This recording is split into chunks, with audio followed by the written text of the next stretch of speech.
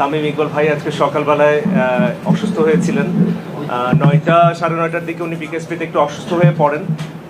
ওই অবস্থায় ওনাকে এখানে নিয়ে আসা হয়। যখন এখানে নিয়ে আসা হয় ওনার চিকিৎসা শুরু হয়।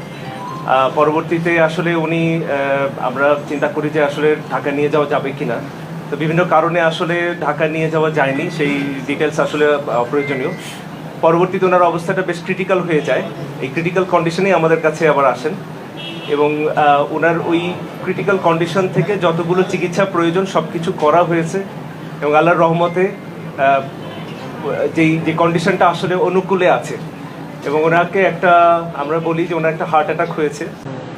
আল্লাহর রহমতে স্টেন্টিংটা খুব স্মুথলি অ্যান্ড এফিসিয়েন্টলি হয়েছে। আমাদের যে কার্ডিওলজিস্ট ডক্টর মারুফ ওনার এই একটা স্টেন্টিং করেছেন এবং ভেরি এফিসিয়েন্টলি, এবং ওনার এই ব্লকটা পুরোপুরি চলে গেছে এখন। বাট অবশ্যই আমরা যেমনটা বলছিলাম যে একটু ক্রিটিক্যাল কন্ডিশনে ছিল, স্টেন্টিংয়ের পরেও এখনও উনি অবজারভেশনে আছেন এবং ক্রিটিক্যাল কন্ডিশনে এখনও কাটেনি, এটা একটু সময় লাগবে। আর আমরা সবাই ওনার জন্য প্রাণপণ চেষ্টা করছি এবং আপনারা সবাই দোয়া করবেন আমাদের প্রিয় তামিম ভাই যেন আবার আমাদের মাঝে সুস্থ হয়ে ফিরে আসে এবং আবার খেলাধুলায় জয়েন করে।